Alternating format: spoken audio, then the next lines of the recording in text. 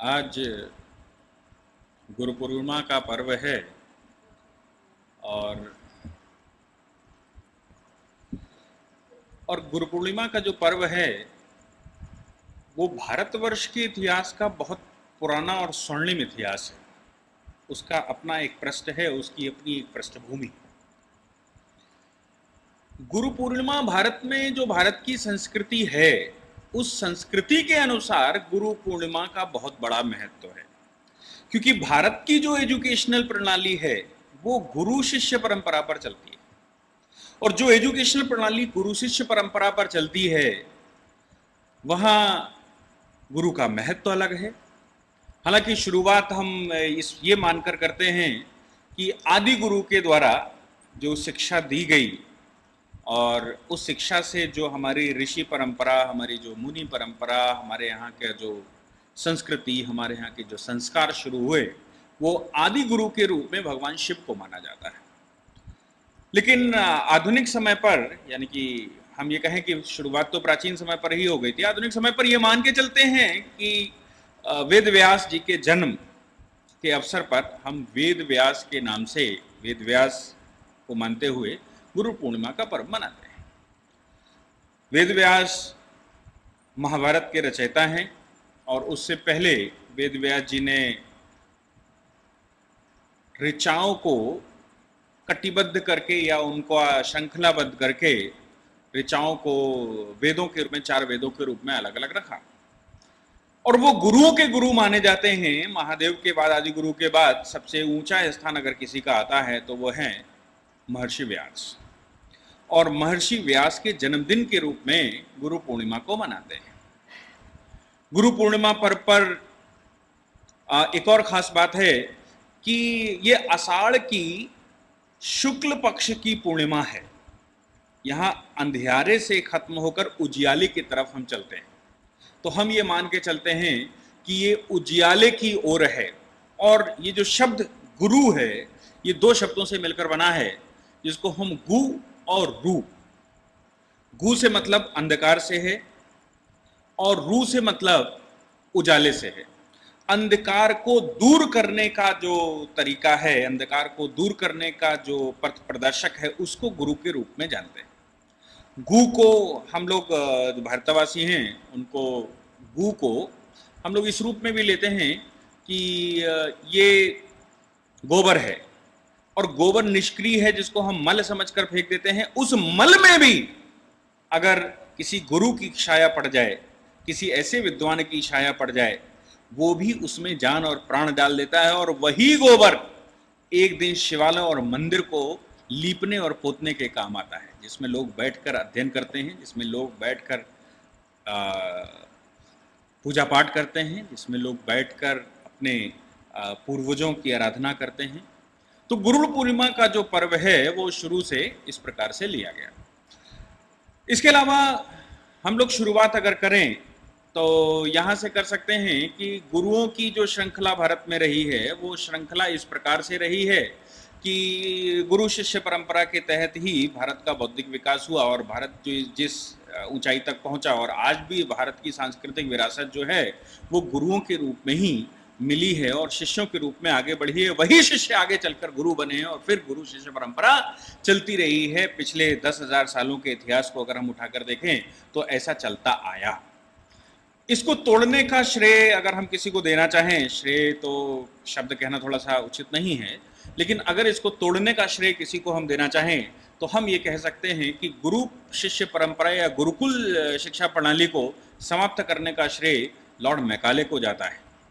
अंग्रेज जब भारत में आए तो उन्होंने ये जानने की कोशिश की कि आखिर भारत गुलाम क्यों नहीं हुआ। 1000 वर्ष तक मुस्लिम शासन होने के बावजूद भारत गुलाम नहीं हो पाया और भारत में इस प्रकार का कोई काम नहीं हो पाया। बाकी पूरे के पूरे खाड़ी को मुस्लिमों ने रौंद डाला और सबका धर्म परिवर्तन करवा दिया, या तो उनको समाप्त कर दिया या फिर उनका धर्म परिवर्तन करवा दिया, और पूरा का पूरा खाड़ी जो है वो मुस्लिम हो गया। लेकिन सिंधु नदी को पार करते ही, सिंधु नदी के पास जब आए और उन्होंने भारत में प्रवेश किया तो भारत की संस्कृति, भारत की जड़ें इतनी गहरी थी कि भारत में इस प्रकार का काम करना, भारत में इस प्रकार का सोचना बड़ा मुश्किल था।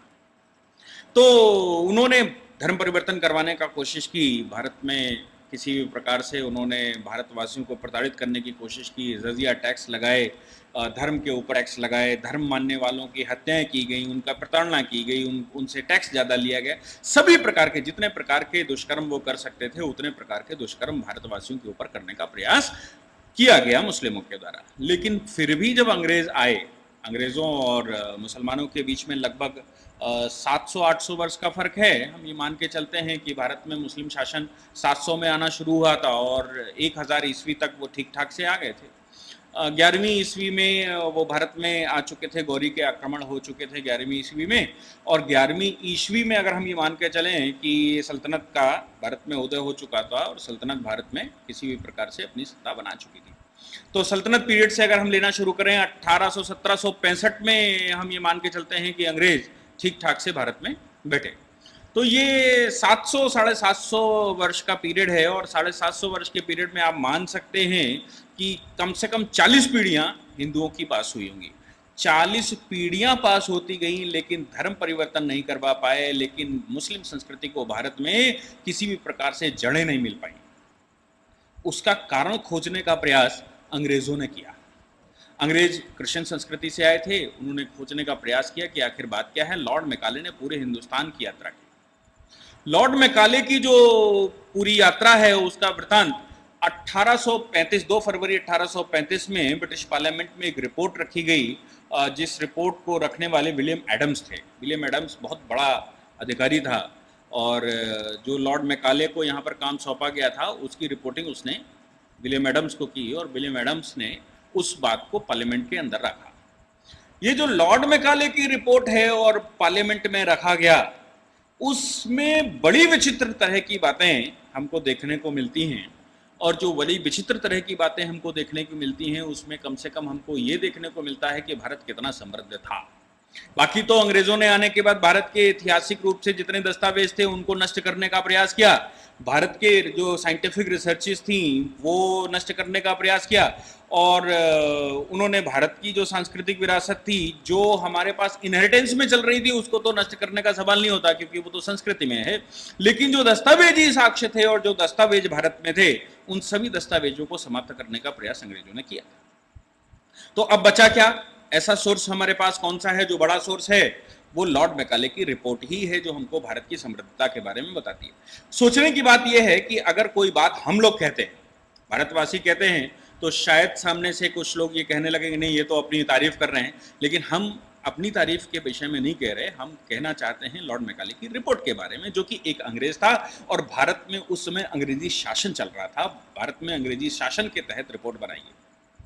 उसने बताया कि भारत में कुछ ऐसे शहर हैं जिसमें 10 लंदन बस सकते हैं। उन शहरों के नामों में उसने बताया कि भारत में एक शहर सूरत ऐसा है जिसमें 10 लंदन बस सकते हैं, लंदन का 10 गुना डेवलप्ड है। उसके बाद उसने आगरे की चर्चा की, तो आगरे के बारे में वो कहता है कि लंदन जैसे 100 शहर आगरे में बस सकते हैं। दिल्ली की चर्चा की तो उसने कहा संसार का सबसे समृद्ध शहर अगर कोई हम पाते हैं तो मेरे मतानुसार वो दिल्ली है। इसके बाद हम लोगों का चूंकि चर्चा का विषय गुरु पूर्णिमा है और गुरु पूर्णिमा के ऊपर ही हम लोग आज चर्चा करने को बैठे हैं, आज का जो बौद्धिक सत्र है वो इस विषय पर है, इसलिए हम वहां पर आते हैं। गुरुकुल परंपरा के बारे में वो बोलता है, उसकी रिपोर्ट बोलती है कि भारत में इस वक्त लगभग 750 गुरुकुल हैं, 7.5 लाख गुरुकुल हैं। उसकी रिपोर्ट के अनुसार 7.5 लाख गुरुकुल हैं भारत में जो कि विश्वविद्यालय स्तर के काम कर रहे हैं। विश्वविद्यालय स्तर के काम करने से मतलब है ये कॉलेजेस टाइप के कॉलेज जो होते हैं, कॉलेज के स्तर से काम कर रहे हैं। और इनमें जो सिस्टम है वो सिस्टम के तहत एक कुलपति होता है इस विद्यालय का और उस एक कुलपति के अंडर में गुरु शिष्य परंपरा के तहत एक लंबी सीरीज चलती है और पूरे के पूरे गांव में और क्षेत्र में सभी एजुकेशन लेने आते हैं। वहां पर पार्लियामेंट के अंदर क्वेश्चन आंसर्स हो रहे हैं और क्वेश्चन आंसर्स में पूछा जा रहा है कि आखिर भारत की ये गुरुकुल परंपरा है कैसी, आप क्या कहना चाहते हैं। तो विलियम एडम्स इस मामले में कह रहा है कि मैं ये कहना चाहता हूं कि भारत की एजुकेशनल प्रणाली ही एक ऐसी है, गुरु शिष्य परंपरा ही एक ऐसी है जिसकी वजह से भारत समृद्ध है। और भारत पर 800-900 वर्षों तक मुस्लिम शासन, एक छत्र मुस्लिम शासन होने के बावजूद भारत को गुलाम नहीं बना पाए, भारत की सांस्कृतिक विरासत को समाप्त नहीं कर पाए, और भारत को समाप्त नहीं कर पाए, भारत की हिंदू पद्धति को समाप्त नहीं कर पाए, भारत की संस्कृति को समाप्त नहीं कर पाए। उसका कारण ये गुरु हैं, ये गुरु हैं, और इन गुरुओं के शिष्य और गुरु शिष्य परंपरा के तहत चल रहे ये गुरुकुल हैं।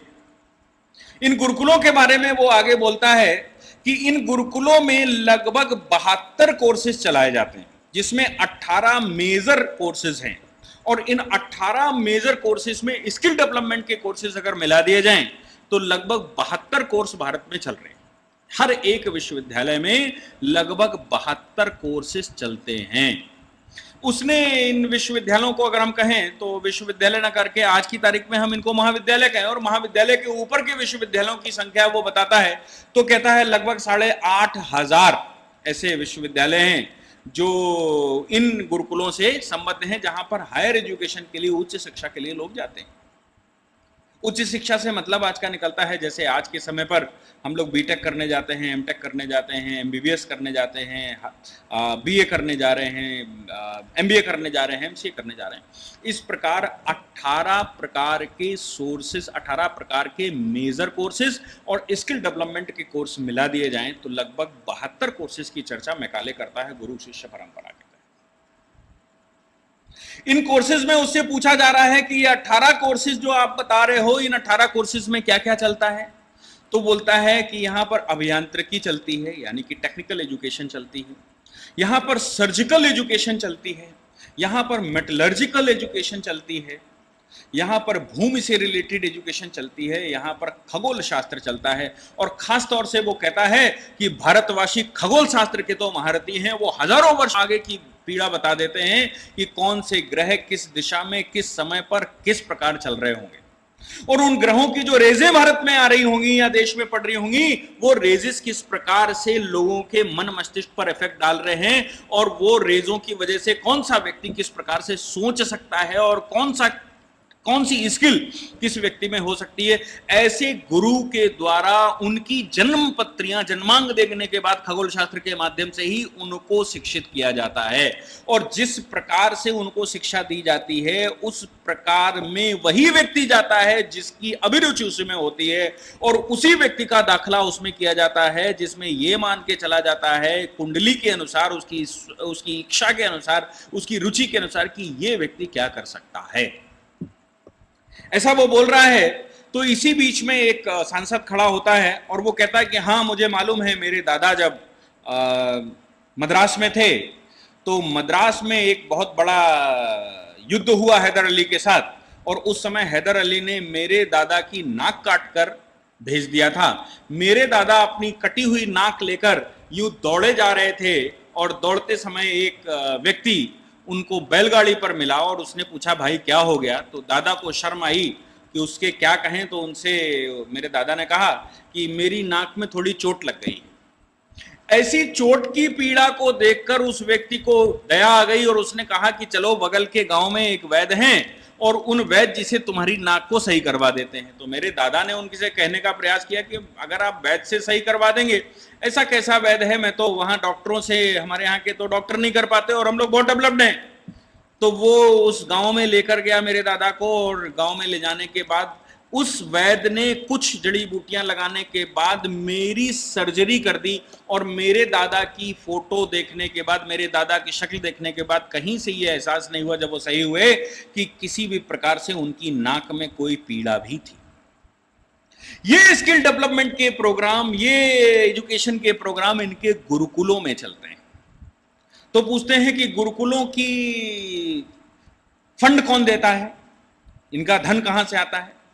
तो वो बोलते हैं कि गुरुकुल में एक ही कुलपति होता है और एक कुलपति के अंडर में बाकी सब शिष्य रहते हैं, और जो शिष्य उसके अंडर में काम करते हैं वो शिष्य अपने शिष्य बनाते हैं। इस प्रकार एक कक्षा का व्यक्ति अपने से छोटे कक्षा के व्यक्ति को पढ़ाता है, वो अपनी से छोटी कक्षा के व्यक्ति को पढ़ाता है। इस प्रकार एक सीरीज भारत में चलती है, गुरुकुलों में चलती है। तो खर्च कितने का आया?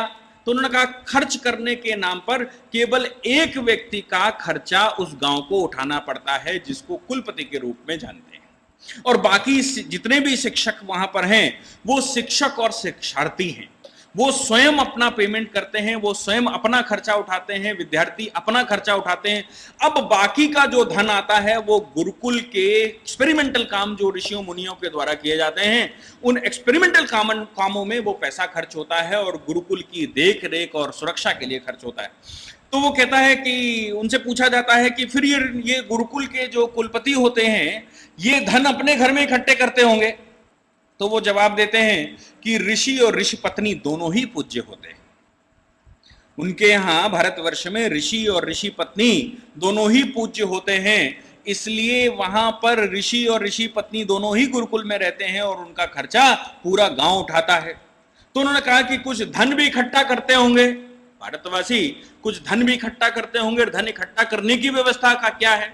तब वो अपनी रिपोर्ट में जवाब दे रहा है, कहता है कि भारत में मोक्ष को मानते हैं। उनकी शिक्षा, उनकी वैदिक शिक्षा इस प्रकार की है, उनके गुरुओं ने अपने शिक्षकों को अपने शिक्षार्थियों को इस प्रकार से डेवलप किया है कि वो ये मान के चलते हैं कि मोक्ष प्राप्ति करना है और मोक्ष प्राप्ति के लिए धन की आवश्यकता नहीं होती।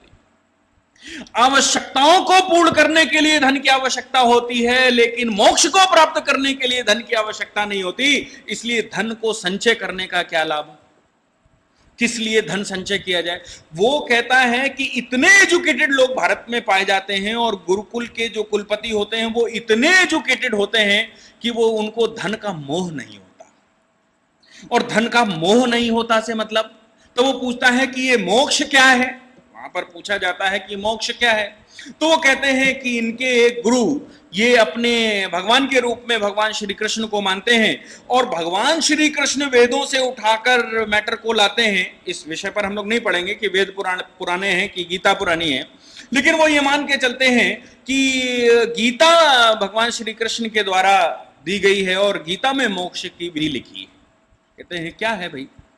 कहते हैं प्रत्येक व्यक्ति को, गीता कहती है कि प्रत्येक व्यक्ति को इस संसार में जो जन्म हुआ है उसका एक उद्देश्य है।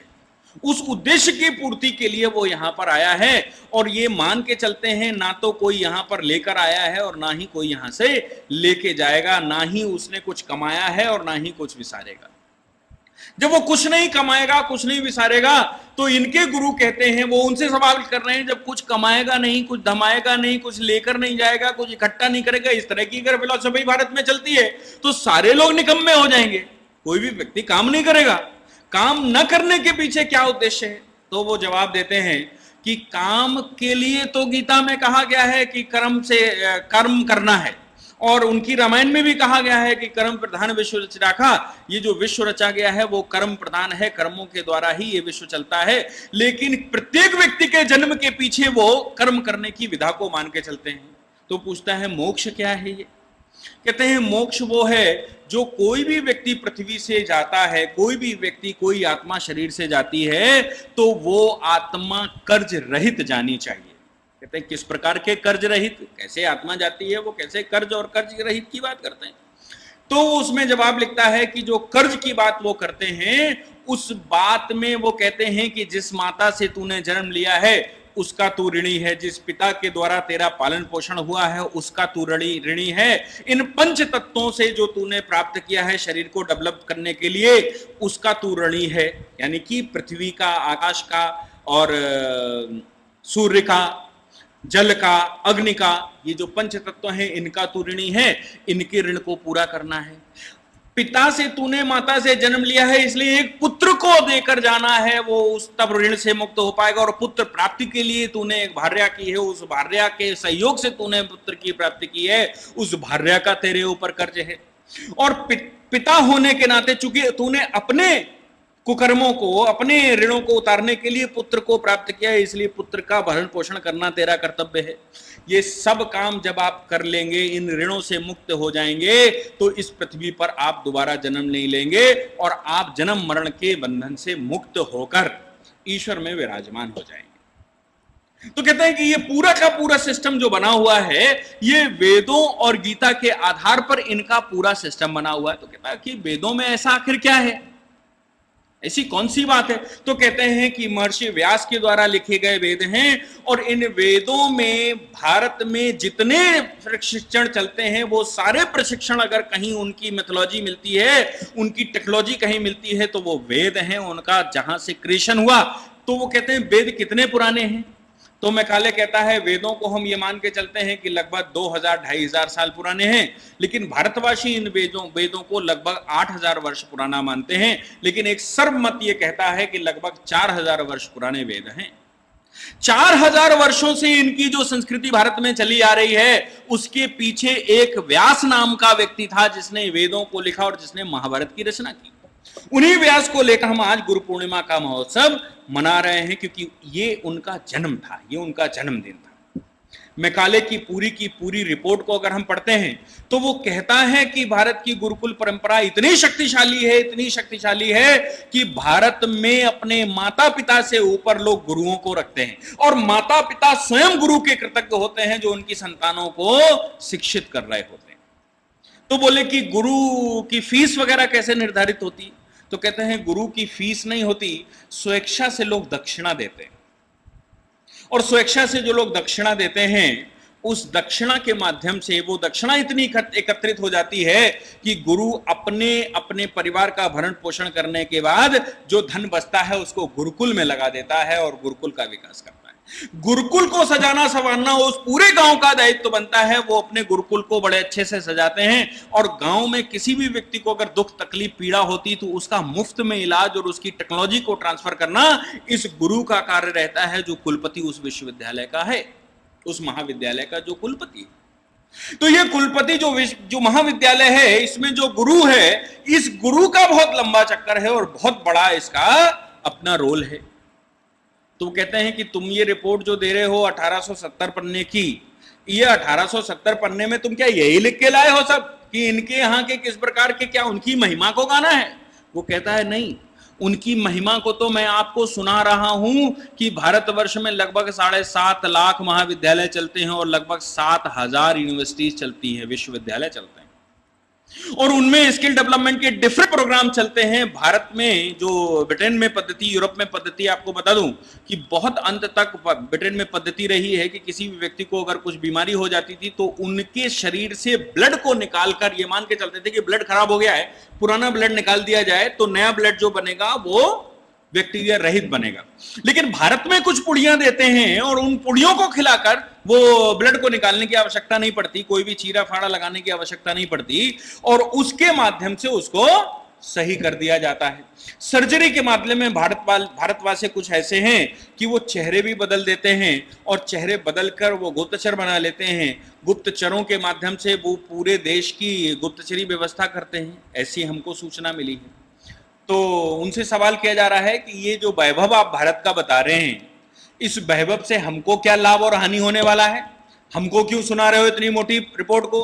तो वो कहता है कि हमको अगर भारत में शासन करना है तो सबसे पहला काम हमको करना पड़ेगा कि भारत की इस गुरुकुल परंपरा को समाप्त करना पड़ेगा, भारत के एजुकेशनल सिस्टम को बदलना पड़ेगा। भारत की एजुकेशनल सिस्टम को अगर ना बदला गया तो भारत पर हम राज्य नहीं कर सकते, क्योंकि भारत पर राज्य करने के लिए मानसिक रूप से उन पर राज्य करना आवश्यक है, और यदि उनके मानसिक रूप से उन पर राज्य नहीं कर पाए तो हम भारत पर किसी भी प्रकार का शासन प्रशासन नहीं कर पाएंगे।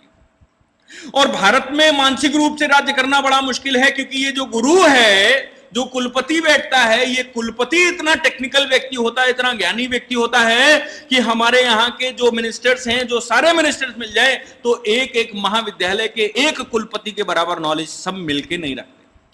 वो सभी विधाओं का महारथी होता है, एक कुलपति सभी विधाओं का महारथी होता है। उसको मेटलर्जी भी आती है, उसको साइंस भी आती है, उसको खगोल शास्त्र भी आती है, उसको पृथ्वी शास्त्र भी आता है, उसको अग्निशास्त्र भी आती है, उसको वायु शास्त्र भी आती है, उसको सभी प्रकार के सैटेलाइट की व्यवस्था आती है, उसको विमान बनाने की प्रणाली आती है।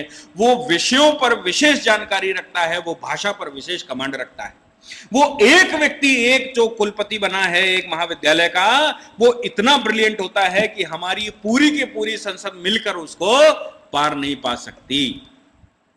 अगर ऐसी व्यवस्था भारत में है तो हम सब मिलकर भारत में कैसे शासन कर पाएंगे? हम फिजिकल रूप से भारत पर जरूर कब्जा कर लें, लेकिन मेंटल रूप से अगर भारत पर कब्जा ना किया गया तो भारत इतना वैभवशाली है, सांस्कृतिक विरासत भारत में इतनी स्ट्रांग है कि इस सांस्कृतिक विरासत की वजह से वो बार बार मुसलमानों से पीछा छुड़ाते रहे हैं। भारत में शकों, सांबतों और उनके सीथियंस, जाने किसने किसने आक्रमण भारत पर किए, लेकिन भारत पर कभी कब्जा बरकरार नहीं रख पाए। और अगर कब्जा बरकरार रखा भी, शासन पूरे हिंदुस्तान पर होने के बावजूद वो भारतवासियों के मन पर राज्य नहीं कर पाए। उसका एक कारण था भारत का ये कुलपति और भारत का ये जो गुरु शिष्य परंपरा है। मुसलमानों ने बहुत कोशिश की कि भारत में किसी भी प्रकार से इसको समाप्त कर दिया जाए, इनके ग्रंथों को समाप्त कर दिया जाए। फिर भी बीच बीच में ऐसे शासक आते रहे, जैसे दारा शिकोह आया। दारा शिकोह ने पुराणों पर महारत हासिल की, उपनिषदों पर महारत हासिल की, तो औरंगजेब ने दारा शिकोह की हत्या ही ये कह के की कि ये इस्लाम विरोधी है, और इस्लाम विरोधी कह के उसकी हत्या की गई दारा शिकोह की। दारा शिकोह भारत में बहुत जाना जाता था, बहुत मानते थे लोग उसको। तो भारत के सिस्टम पर मुस्लिम शासन नहीं कर पाए। हमको अगर शासन करना है तो हमको यह करना पड़ेगा कि भारत की इस गुरुकुल परंपरा को समाप्त करना पड़ेगा, भारत की जो सांस्कृतिक विरासत है उसको समाप्त करना पड़ेगा। तो उन्होंने कहा समाप्त कैसे करेंगे आप? तो बोले हम भारत में कॉन्वेंट खोलेंगे। कॉन्वेंट समझते ना? कॉन्वेंट को अंग्रेजी में, इंग्लैंड में कॉन्वेंट को अनाथालय के रूप में जाना जाता है, और वहां पर अनाथालय इसलिए खोलने की आवश्यकता पड़ती थी, भारत में उस समय एक भी अनाथालय नहीं था।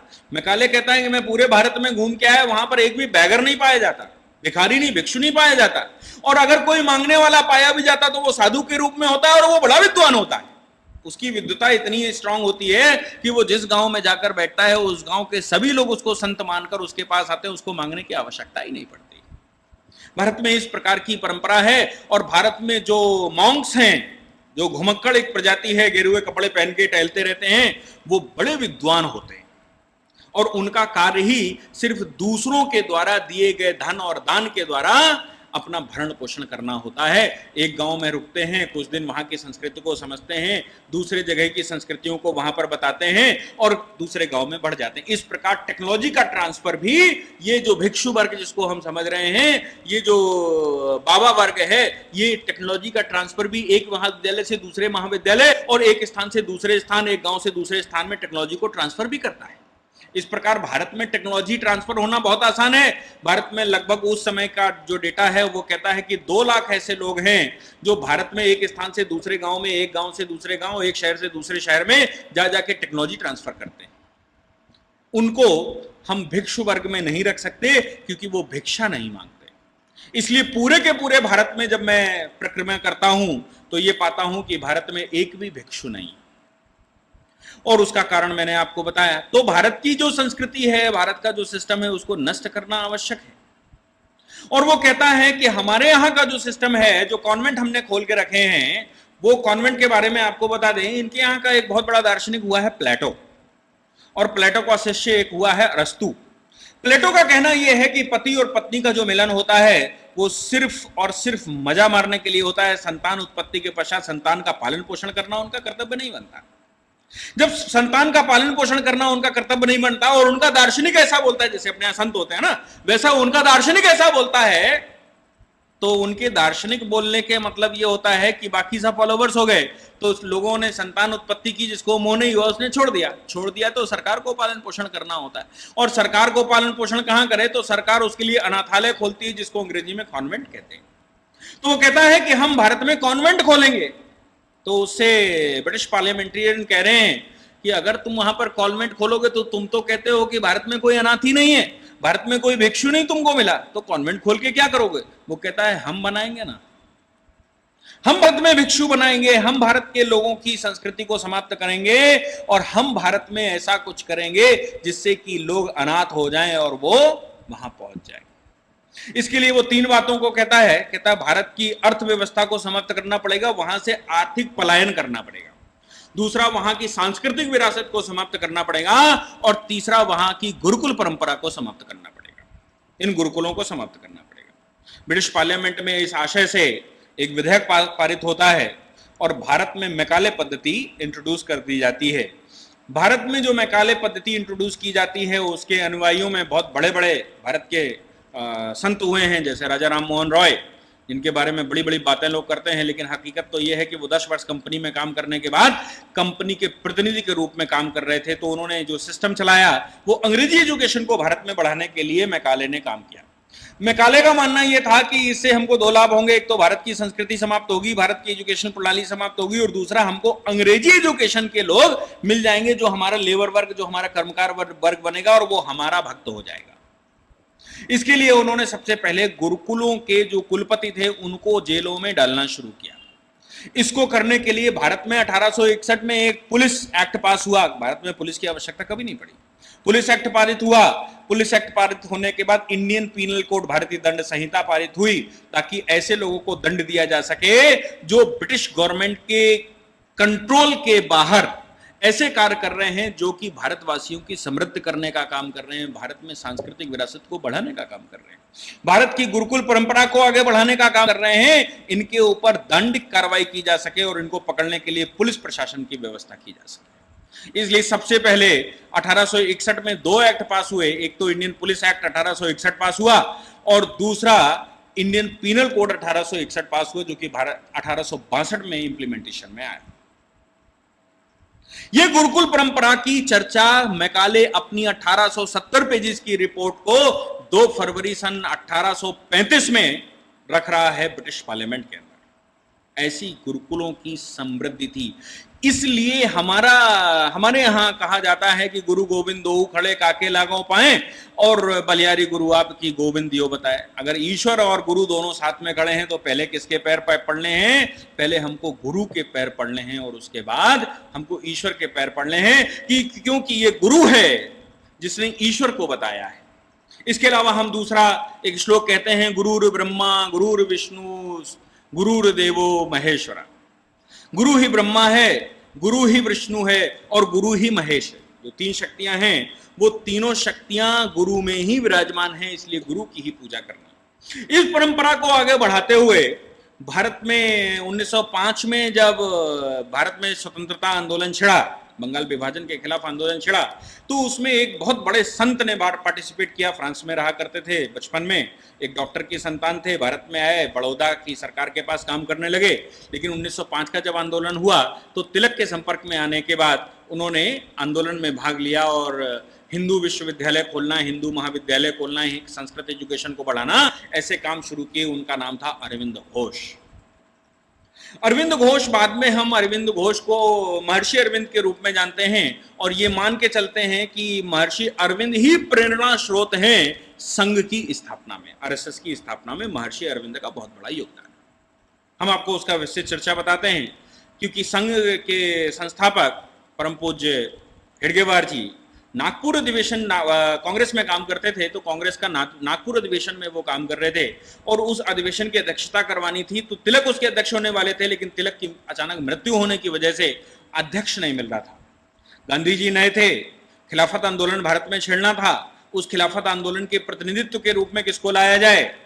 तिलक के समाप्त होने के बाद उदारवादी गुट, जो कि ब्रिटिश गवर्नमेंट से प्रो था, ब्रिटिश गवर्नमेंट जिस पर पीछे से सेफ्टी वॉल्व की तरह उसको इस्तेमाल कर रहे थे, वो हावी हो सकता था।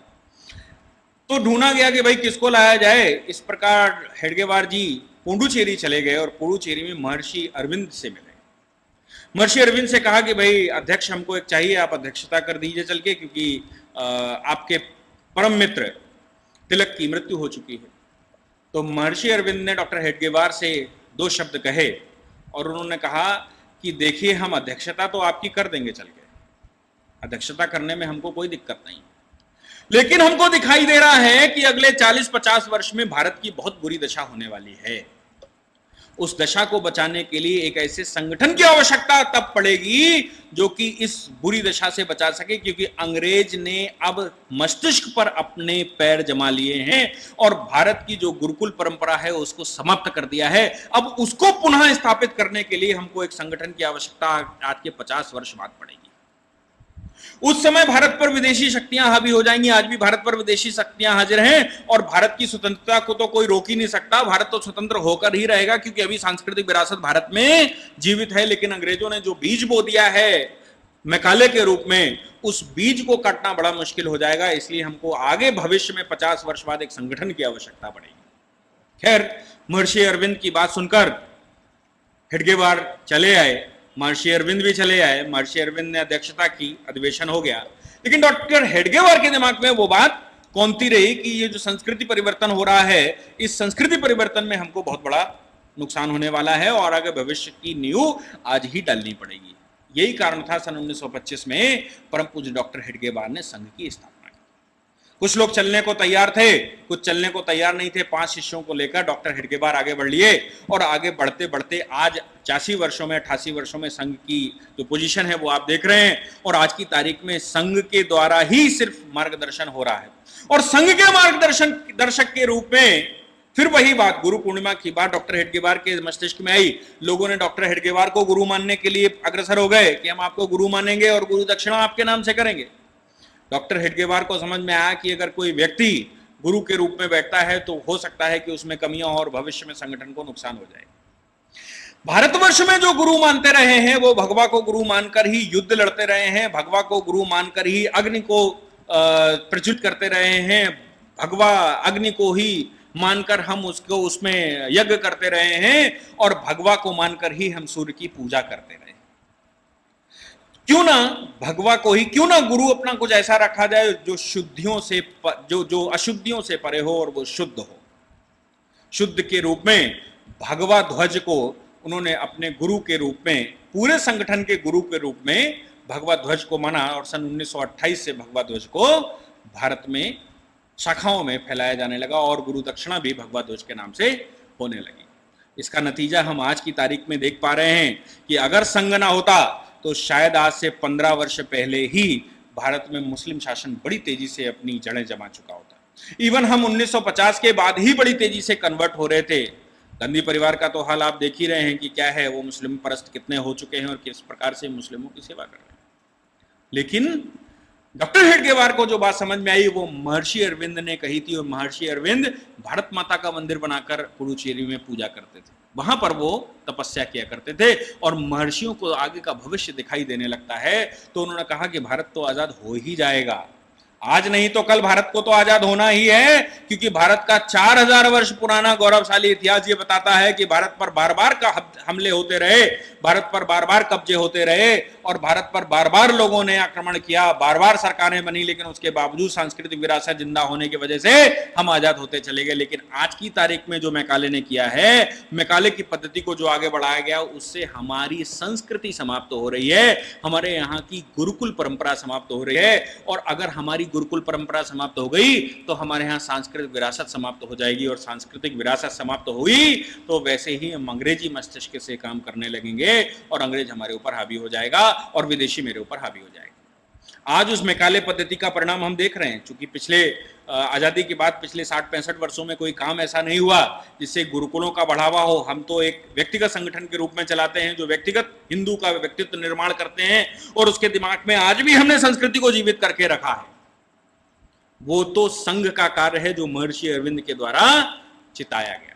इसके बाद संघ की प्रणाली को देख लीजिए, संघ की प्रणाली को कैसे बनाया जाए। इस परम पूज्य भगवा ध्वज को मानने, गुरु मानने के बाद इसके संरक्षण में कैसे काम किया जाए, उस पद्धति के पीछे समर्थ गुरु रामदास का अपना एक प्रैक्टिकल था शिवाजी को लेकर। शिवाजी जब अकेले पड़ गए सह्याद्री में तो वो समर्थ गुरु रामदास के पास पहुंचे और उन्होंने कहा कि आदिलशाही हुकूमत और मुगल सत्ता इतनी तेजी से हावी हो चुकी है कि हमको बचाना मुश्किल है।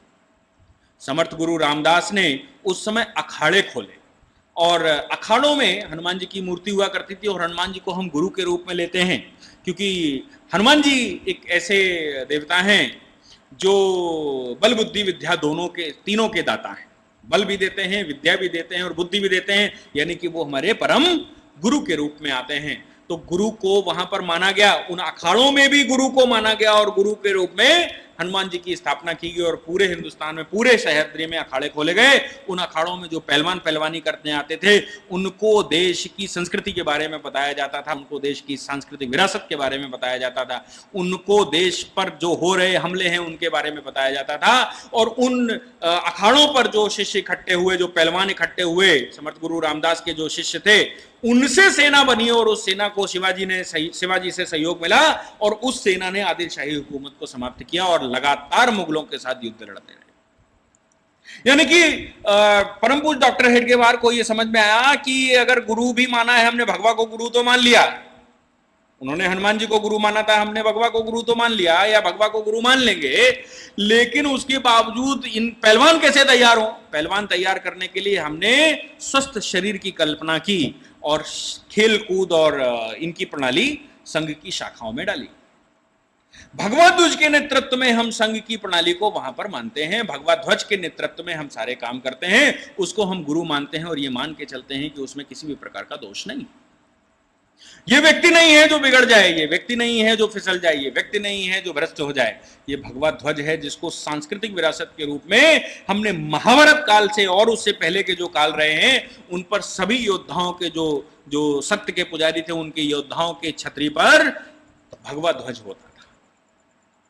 ऐसी है हमारी गुरु पूर्णिमा की परंपरा।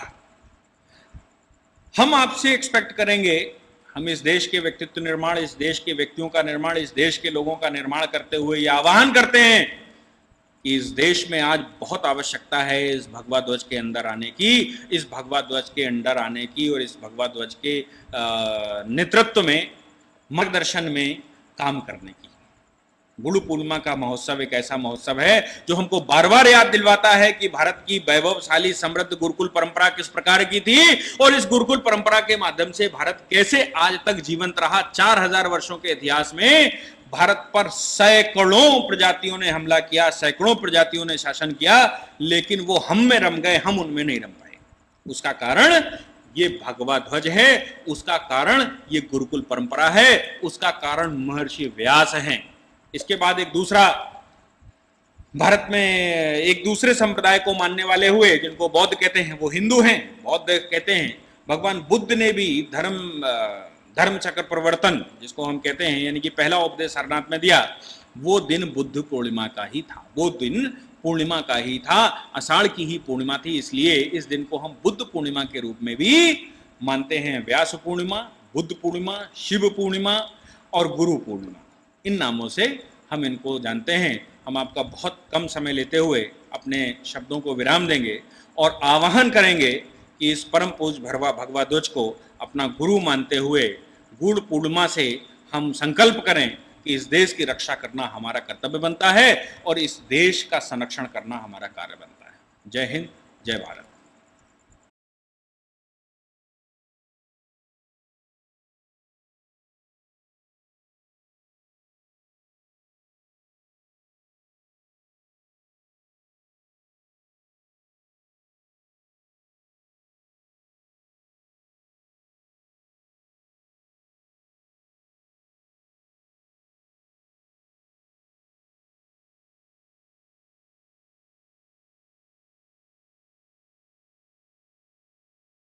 यदि आप लॉ पढ़ना चाहते हैं तो कहीं और ना जाकर हमारे ऐप dkdubey.com जल्द से जल्द डाउनलोड करें।